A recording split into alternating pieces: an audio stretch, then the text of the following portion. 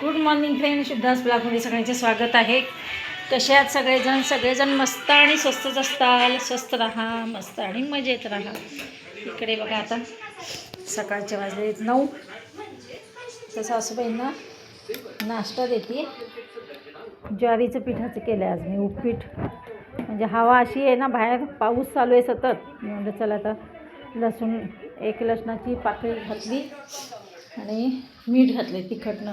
आणि बघा इकडं सासूबाईंच्या आंघोळ झाल्यानंतर झोपणं कसं चालू आहे बघा.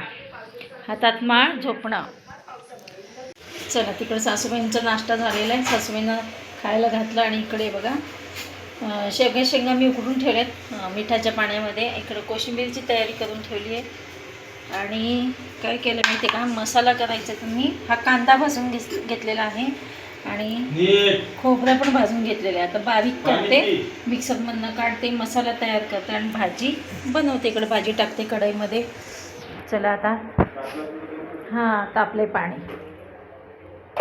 गिझरचं ना बिल खूप होतं येतं त्याच्यामुळे ना पाणी तापवते आम्ही गॅसवर. हे बघा इकडे ही मी काळ्या मसाल्यातली शेवग्याच्या शेंगाची भाजी बनवते मी.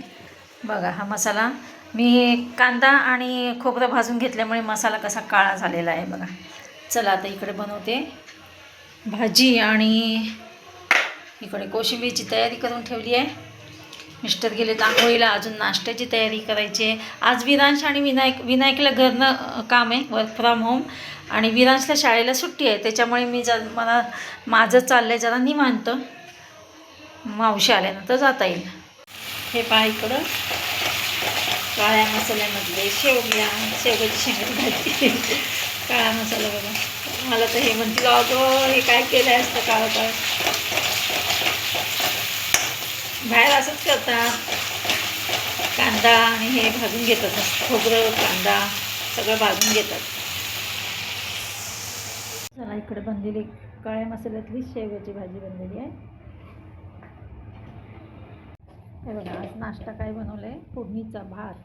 काल भात ना जास्त राहिला होता, तर मग हे म्हणले की आज फोडणीचा भातच बनव. मिस्टर पेपर्स ह्यांच्यापुरतंच केलं आहे मी फोडणीचा भात, कारण का मी खात नाही फोडणीचा भात. तर मी फोडणीचा भात सोडलेला आहे खाणं. तर चला हा भात आहे. तर आम्ही नाश्ता करून घेतो. चला या सगळेजण नाश्ता करायला. आणि हे बघा इकडे दूध पंढरपूर. बाहेर पाऊस चालू आहे, त्याच्यामुळे काय बघा बातम्यात सुद्धा तेच चालू आहे सध्या सगळीकडे. कुठे गुडघ्यापर्यंत पाणी. आता इकडे चहा बनवला आहे. मावशी आल्यात आता पावसाचं.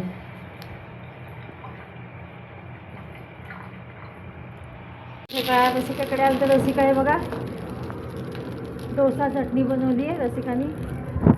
हे पहा इकडे चटणी बनवली आहे. मी आत्ता आले 11, किती वाजले आत्ता 11:15 झाले. हे जवळजवळ आले इकडे मला, कारण का मावशी आल्या. मावशीला चहा करा, पावसाचा आल्या. बघा किती छान छोटे छोटे केलेत. अजून करायचे का बाळा? विनायक खाल्ला का? दोघं पण खा. हां आज पप्पा वर्क फ्रॉम होम करणार म्हटलं रसिकाला. हो यो वर्क फ्रॉम होम तुमचा. हे पहा मी घरी आले, दुपारचे 4 वाजलेले आहेत आणि वर्क फ्रॉम होम चाललंय यांचं. हे म्हणले मी वर्क फ्रॉम होम करतो. झालं का? तर बघा आता थोडंसं मला शांत झालं आहे, थोडा विसावा. पावसाने पुन्हा चालू होणारच आहे. तर बघा आता चला मी चहा पहिला कॉफी बनवते. सासूबाईंसाठी पहिला कॉफी बनवते, मग चहा. चला किचनकडे वळायचं.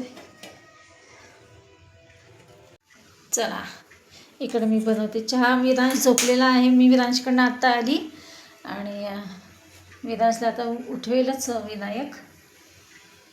काय करते, यातलंच दूध काढते आणि पहिला कॉफी बनवते सासूबाईंसाठी.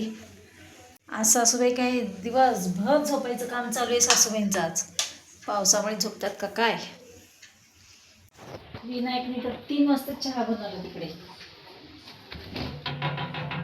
कारण की जेवण झालं. असं वातावरण गार पडलं ना पावसामुळे, त्याच्यामुळे मग तिने 3ला चहा बनवला.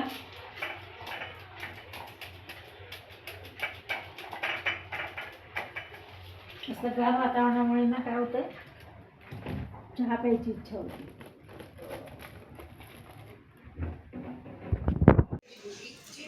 कॉफी दिली, उठा चला, उठा उठा, अंग टाकून घेतो पण.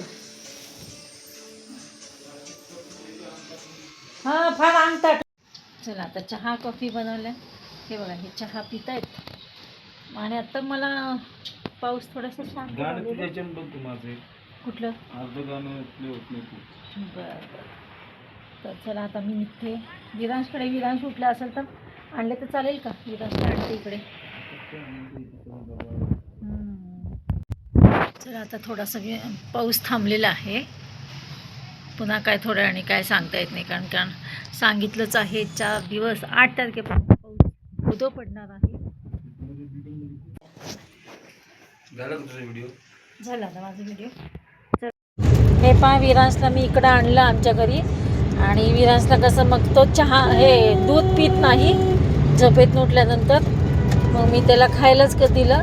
आणि मला खायला काय करावं हा प्रश्न पडला, म्हणून मी म्हणलं ज्वारीच्या पिठाचे मी त्याला शेंगोळे करून दिले. थालपिठाचं पीठ आपण जसं तिंबतो तसं, त्या थालपिठाचं पिठाचे असे शेपमध्ये त्याला खायला केलेलं आहे. आणि आता खायला देते. रसिकाचा कसा कॉल असतो ना, त्याच्यामुळे मग विरांशला मला आमच्या घरी आणावंच लागतं. इकडं आणलेलं आहे आणि आता विरांशला देते मी खायला. त्यासोबत मी त्याला सॉस देणार आहे.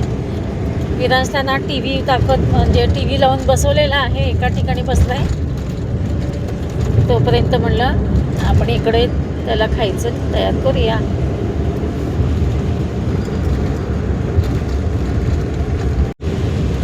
चला विरांशला खायला घालते. चला तर मग भेटूया अशाच नवीन एका ब्लॉग्समध्ये. तोपर्यंत बाय बाय.